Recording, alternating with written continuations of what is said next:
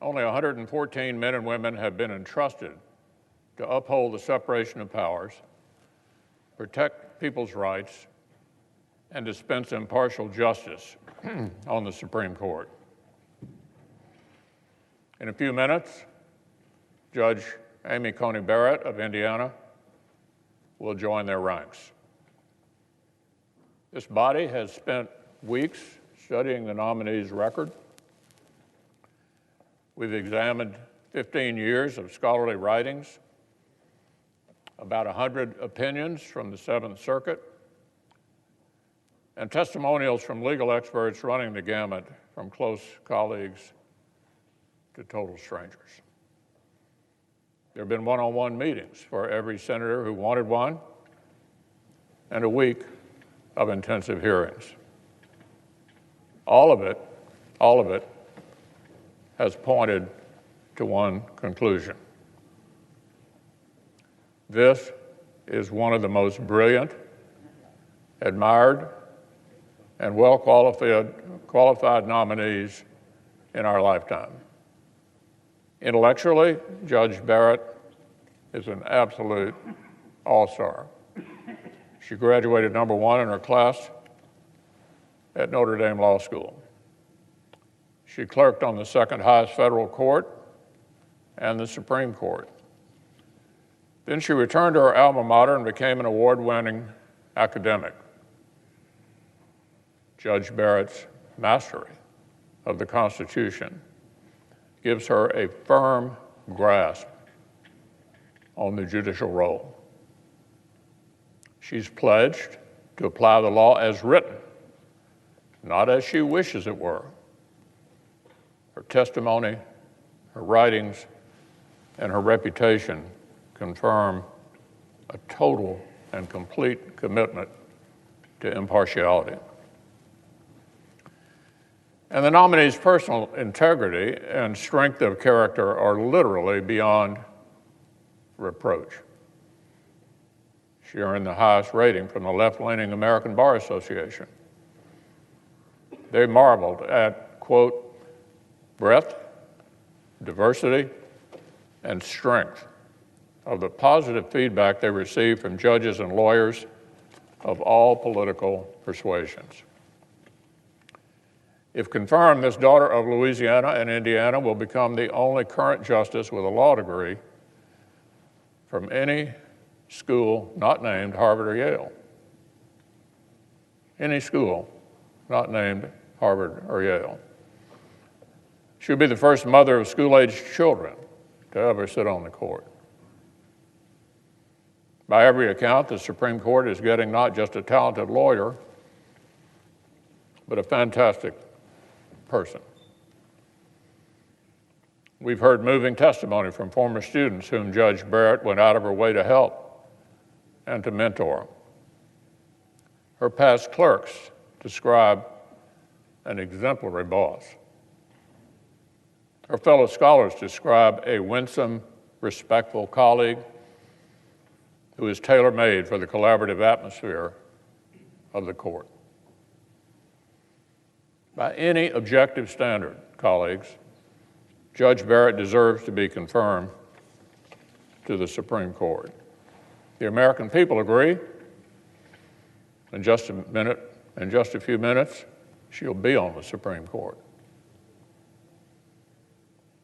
2 weeks ago, a CNN journalist made this observation that I found particularly interesting. Here's what he said: let's be honest. In another political age, Judge Amy Coney Barrett would be getting 70 votes or more in the U.S. Senate because of her qualifications in a different era. Now, we know that's not going to happen. These are not the days when Justice Scalia was confirmed 98-0 and Justice Ginsburg was confirmed 96-3. And by the way, I voted for both Ginsburg and Breyer. Seems like a long time ago now. We spent a lot of energy in recent weeks debating this matter. I think we can all acknowledge that both sides in the Senate have sort of parallel oral histories about the last 30 or so years. Each side feels the other side struck first and struck worst, and has done more to electrify the atmosphere around here about confirmations. Now, predictably enough, I think our account is based on what actually happened, what actually occurred, factually accurate. I was there. I know what happened. I've laid it out earlier, and I'll talk about some of it again so the American people may understand how we got to where we are. It was the Senate Democrats, our colleagues over here, who amazingly enough don't seem to be on the floor at the moment, who spent the early 2000s boasting about their brand new strategy of filibustering qualified nominees from a Republican president. They were proud of it. They found a new way to halt the process, stop those crazy right-wing judges that Bush 43 was going to send up. They pioneered it because they knew what the precedent was at that point. At that point, as we discussed before, it just wasn't done. Oh, you could do it. You could, but you didn't. And the best evidence that you shouldn't do it was the Clarence Thomas nomination, confirmed 52 to 48. And all of us know that any one of us in this body has a lot of power to object. So if any one of the 100 senators at that time, including people who were virulently opposed to Justice Thomas, like Joe Biden and Ted Kennedy, could have made us get 60 votes and Clarence Thomas would not have been on the Supreme Court.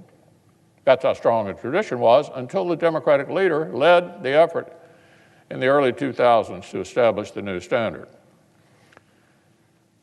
Well, after establishing a new standard, they got kind of weary of it, and in 2013, the so-called nuclear option was implemented because Republicans were holding President Obama's nominees to the same standard that they themselves had created. So when the shoe got on the other foot, they didn't like it too much. It was too tight. Senate Democrats, both in 1992 and 2007, helpfully volunteered how they would have dealt with a nominee like we did in 2016. The then chairman of the Judiciary Committee, Joe Biden, helpfully volunteered in 1992 when Bush 41 was running for re-election that had a vacancy occurred, they wouldn't fill it. There wasn't a vacancy, but he just helpfully volunteered how they would deal with it if they had one. If there's a vacancy, won't fill it. Well, to one-up him, Leader Harry Reid and his friend, now the Democratic leader, Chuck Schumer, said 18 months before the end of the Bush 43 period, if a vacancy on the Supreme Court occurred, they wouldn't fill it. That's a fact. What we're talking about here are the facts about how we got to where we are. I understand my Democratic friends seem to be terribly persuaded by their version of all of this. All I can tell you is I was there, I know what's happening, and my version is totally accurate. The truth is, on all of this, we owe the country a broader discussion. Competing claims about Senate customs cannot fully explain where we are. Procedural finger-pointing does not explain the torrent of outrage and threats which this nomination and many previous ones have provoked from the political left. There are deeper reasons why these loud voices insist it is a national crisis. You just heard it. It's a national crisis. when a Republican president makes a nominee for the Supreme Court. Catastrophe looms right around the corner. The country would be fundamentally changed forever when a Republican president makes a Supreme Court nominee.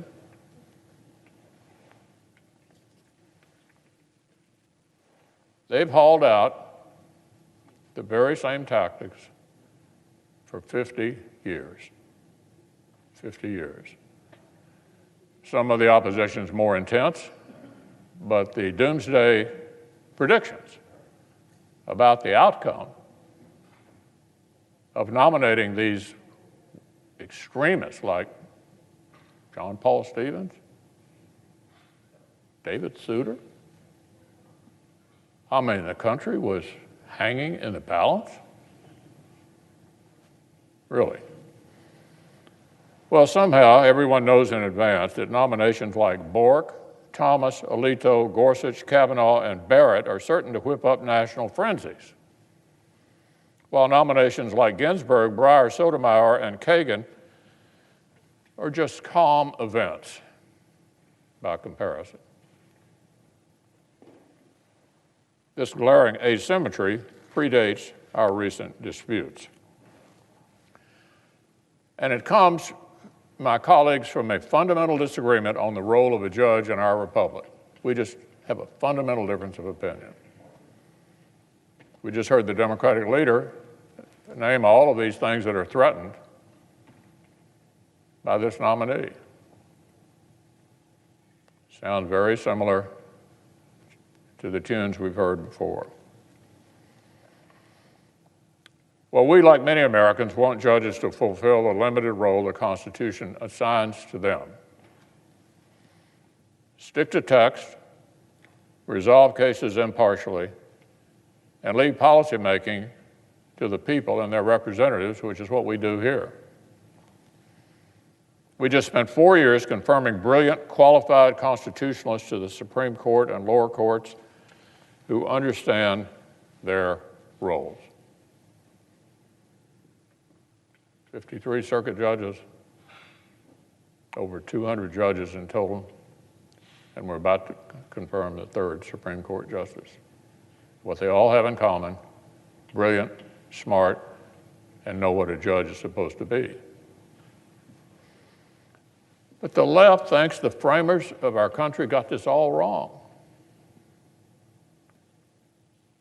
They botched the job. The people who wrote the Constitution didn't understand what a judge ought to be.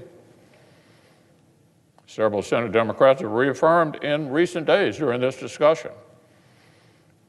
They actually find it quaint or naive to think a judge would simply follow the law. Quaint or naive. Scalia used to say, if you want to make policy, why don't you run for office? That's not what we do here. Gorsuch said we don't wear red robes or blue robes, we wear black robes. What they want is activist judges. They've made it quite clear. The Democratic leader just a few minutes ago had made it quite clear. So what they're looking for here is a small panel of lawyers with elite educations to reason backward from outcomes and enlighten all the rest of us. Enlighten all the rest of us with their moral and political judgment. Whether the Constitution speaks to the issue or not. They know best what's for us. No matter what the Constitution Thank you, Madam or the Speaker. law. I rise today to introduce the Ocular Penetration Restriction Act of 2007, mandating a minimum 5-year prison term for the offense of ocular penetration, commonly known as skull fucking. I don't have to quote statistics for you. One side, we've all heard the the story. force of law. Across a variety of social, moral, and policy matters like a healthy society would leave to democratic debate, the personal opinion of judges have superseded the will of the people. Now, they call that a success, and they want more of it. President Obama actually was refreshingly honest about this. He said he wanted to appoint judges who had empathy. Well, think about that for a minute, colleagues. What if you're the litigant before the judge for whom the judge does not have empathy? You're in tough shape. You're in tough shape. So you give them credit for being pretty honest about this. That's what they're looking for. The smartest leftish people they can put to make all the decisions for the rest of us, rather than leaving it to the messy democratic process to sort these things out the way the framers intended. And that is why, it's clearly why we have taken on such an outsized, combative atmosphere with regard to these confirmations. That's why they've become so contentious. Because they want to control not only the legislative body, but the judicial decisions as well. Let me just say this, there's nothing innate about legal training that equips people to be moral philosophers. There's just nothing inherent in legal training that equips people to be moral philosophers. And incidentally, as I just said, that's why these confirmations have taken on such an outsized, unhealthy significance. The remarks we just heard from across the aisle show exactly why the framers wanted to stop the courts from becoming clumsy, indirect battlefields for subjective debates that belong in this chamber and over in the House and in state legislatures around the country. The left does not rage and panic at every constitutional judge because they will simply enact our party's policy preferences. Any number of recent rulings make that very clear. The problem that every judicial seat occupied by a constitutionalist is one fewer opportunity for the left to go on offense. For the left to go on offense. At the end of the day, this is a valid debate. The difference of opinion on the judicial role is something the Senate and our system are built to handle. But there's something else, colleagues, our system cannot bear. As you've heard tonight, we now have one political faction essentially claiming they now see legitimate defeat as an oxymoron. They now see legitimate defeat as an oxymoron. Our colleagues cannot point to a single Senate rule that's been broken, not one. They made one false claim about committee procedure, which the parliamentarian dismissed.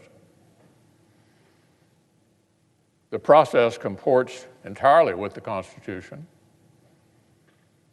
We don't have any doubt, do we, that if the shoe was on the other foot, they'd be confirming this nominee. And have no doubt, if the shoe was on the other foot in 2016, they'd have done the same thing. Why? Because they had the elections that made those decisions possible. The reason we were able to make the decision we did in 2016 is because we'd become the majority in 2014.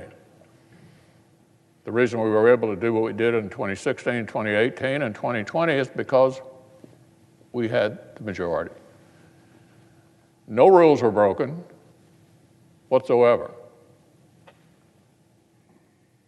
So all of these outlandish claims are utterly absurd. And the louder they scream, the more inaccurate they are. You can always tell that. Just check the decibel level on the other side. The higher it goes up, the less accurate they are.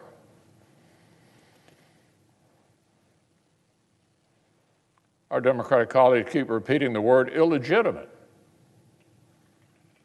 as if repetition would make it true. If you just say it often enough, does it make it true?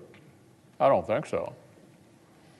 We're a constitutional republic. Legitimacy does not flow from their feelings.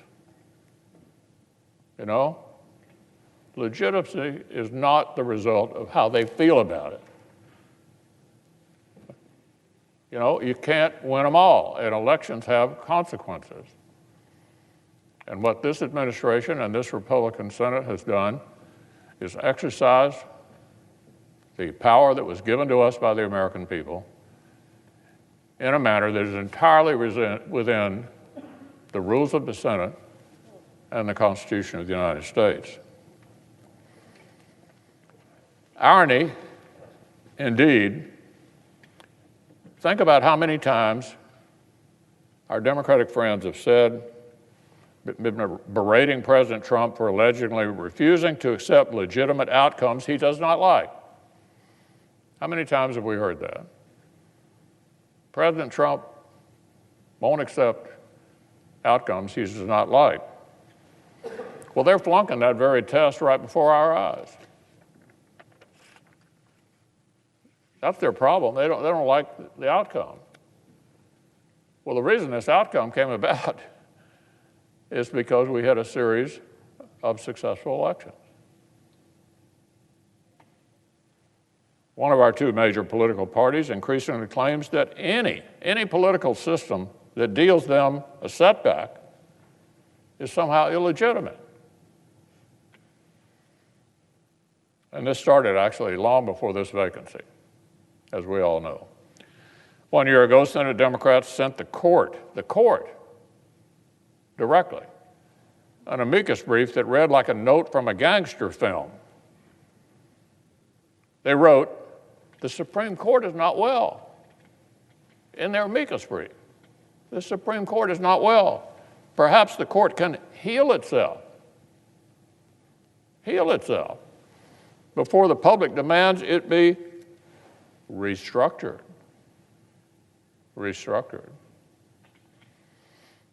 In March of this year, the Democratic leader stood outside the court, went over in front of the court,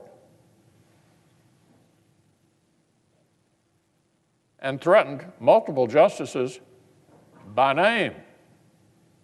Here's what he said: "You won't know what hit you if you go forward with these awful decisions. You will pay the price." That's the Democratic leader of the Senate in front of the Supreme Court, mentioning justices by name, and in effect saying, if you rule the wrong way, bad things are going to happen. For multiple years now, Democrats in this body and on the presidential campaign stump have sought to revive the discredited concept of court packing.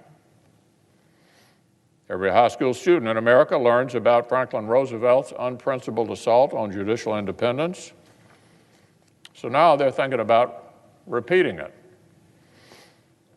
Former Vice President Biden, who's spent decades We've built more condemning the idea here in the Senate, obediently says he'll look into it. Most importantly, the late Ruth Bader Ginsburg said last year, when asked about this, she said 9 is the right number. That's the vacancy we're filling. I don't think they have the support for it. Ruth Bader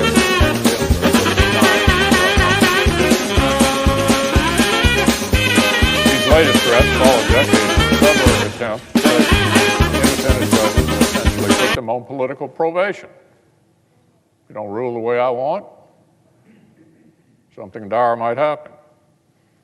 How many consecutive nominees have Democrats and the media insisted would, quote, tip the balance of the court? How often do we hear that? Tip the balance of the court. Has anyone tallied up how many hard right turns the courts have supposedly taken in our lifetimes? All this ominous talk is a transparent attempt to apply improper pressure to impartial judges. Rule how we want, or we're coming after the court. Rule how we want, or we're coming after the court. Vote how we want, or we'll destroy the Senate by adding new states. These have been the Democratic demands. This is not about separation of powers. It's a hostage situation. A hostage situation. Elections come and go. Political power is never permanent, but the consequences could be cataclysmic if our colleagues across the aisle let partisan passions boil over and scorch the ground rules of our government. The framers built the Senate to be the nation's firewall. Over and over, this institution, our institution, has stood up to stop recklessness that could have damaged our country forever. So tonight, colleagues, we're called on to do that again. Tonight, we can place a woman of unparalleled ability and temperament on the Supreme Court. We can take another historic step toward a judiciary that fulfills its role with excellence, but does not grasp after power that our constitutional system intentionally assigns somewhere else. And we can stand loud and clear that the United States Senate does not bow to intemperate threats. Voting to confirm this nominee should make every single senator proud. So I urge my colleagues to do just that.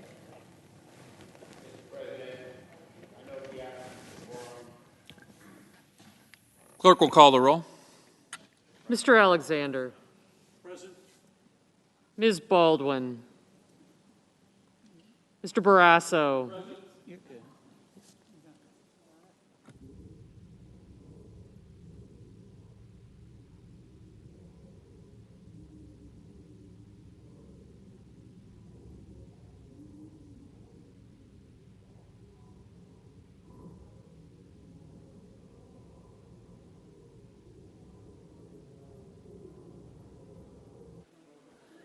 A quorum is present.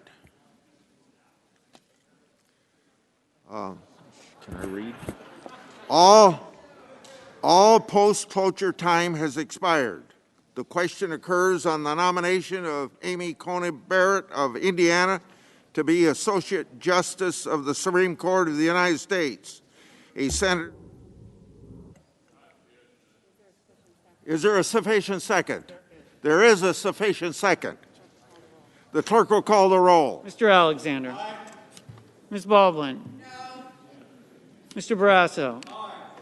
Mr. Bennett. Mrs. Blackburn. Aye. Mr. Blumenthal. No. Mr. Blunt. Aye. Mr. Booker. No. Mr. Bozeman. Aye. Mr. Braun. Aye. Mr. Brown. No. Mr. Burr. Ms. Cantwell. No. Mrs. Capito. No. Mr. Cardin. No. Mr. Carper. No. Mr. Casey. No. Mr. Cassidy. No. Ms. Collins. Mr. Coons. Mr. Cornyn. No. Ms. Cortez Masto.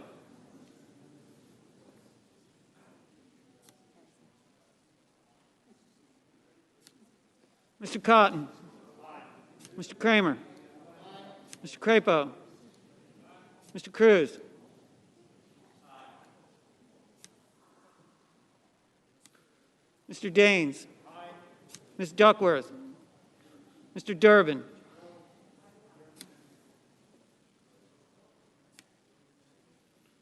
Mr. Enzi. Aye. Ms. Ernst. Aye. Mrs. Feinstein.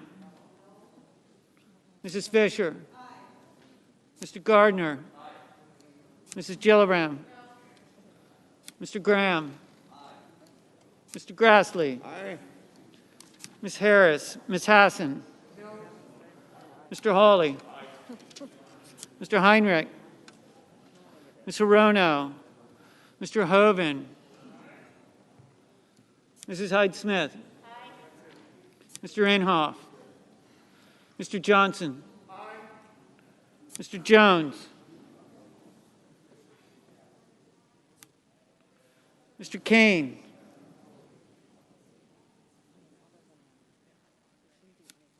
Mr. Kennedy. Mr. King. Ms. Klobuchar. Mr. Langford.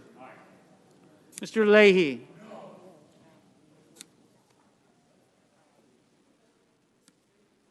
Mr. Lee. Mrs. Leffler. Mr. Manchin. Mr. Markey.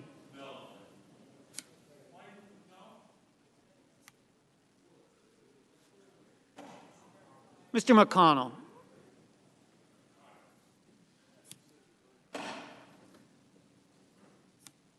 Ms. McSally. Mr. Menendez. Mr. Merkley. Mr. Moran. Ms. Markowski. Mr. Murphy. Mrs. Murray. Mr. Paul. Mr. Perdue.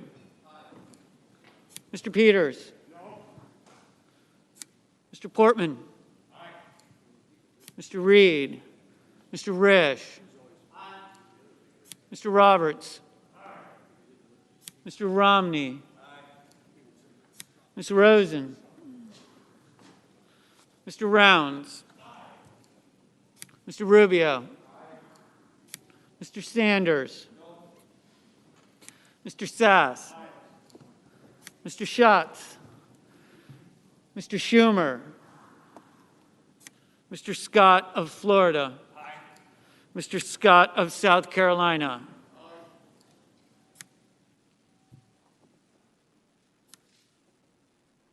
Mrs. Shaheen. Mr. Shelby.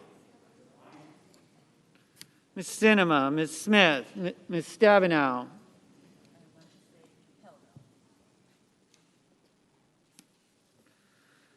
Mr. Sullivan. Mr. Tester. Mr. Thune. Mr. Tillis. Mr. Toomey. Mr. Udall.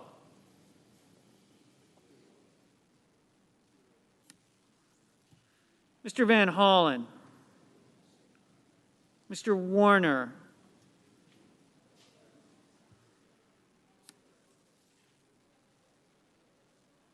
Ms. Warren.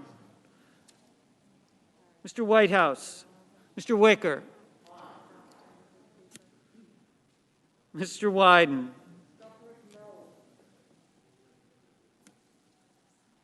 Mr. Young.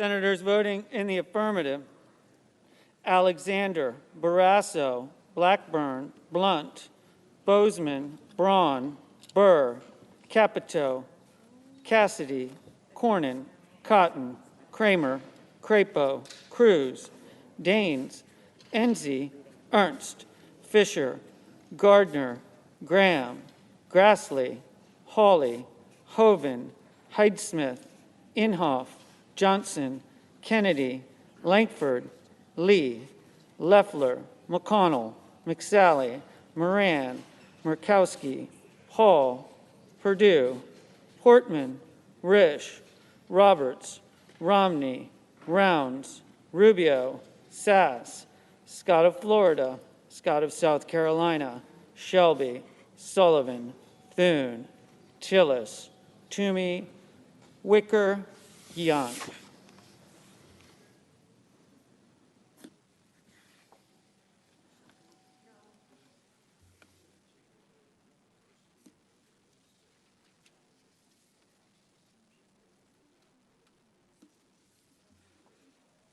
Senators voting in the negative: Baldwin, Blumenthal, Booker, Brown, Cantwell, Cardin, Carper, Casey, Collins, Coons, Cortez Masto, Duckworth, Durbin, Feinstein, Gillibrand, Harris, Hassan, Heinrich, Hirono, Kane, King, Klobuchar, Leahy, Manchin, Markey, Merkley, Murphy, Murray, Peters, Rosen, Sanders, Schumer, Shaheen, Sinema, Smith, Van Hollen, Warner, Warren, Whitehouse, Wyden. Mr. Menendez, no. Mr. Schatz, no. Mr. Reed, no.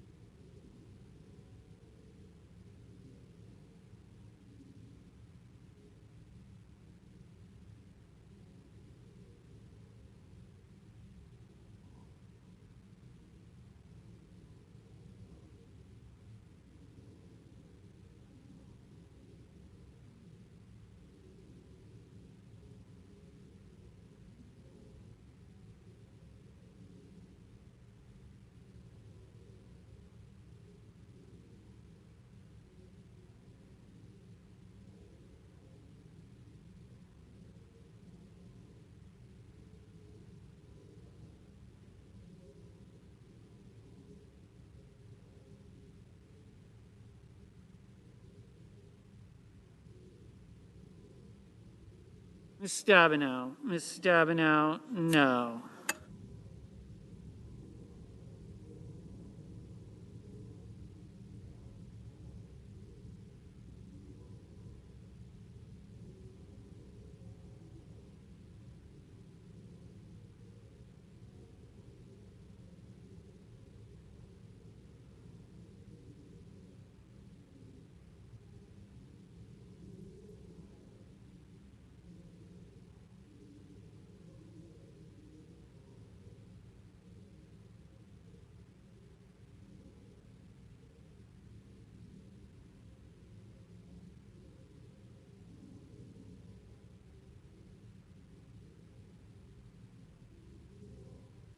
Mr.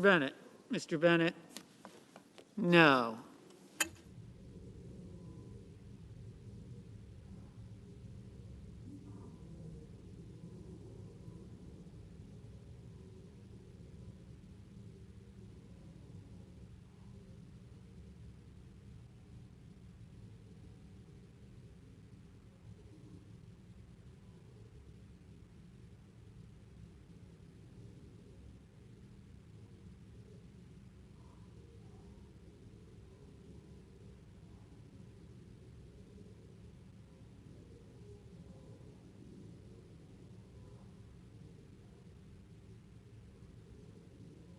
Mr. Jones, no.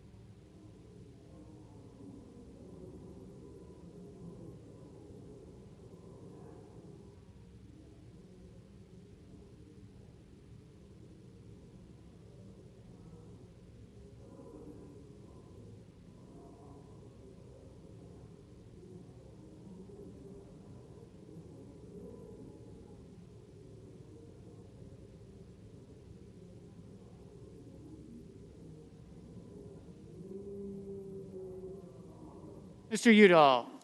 Mr. Udall, no.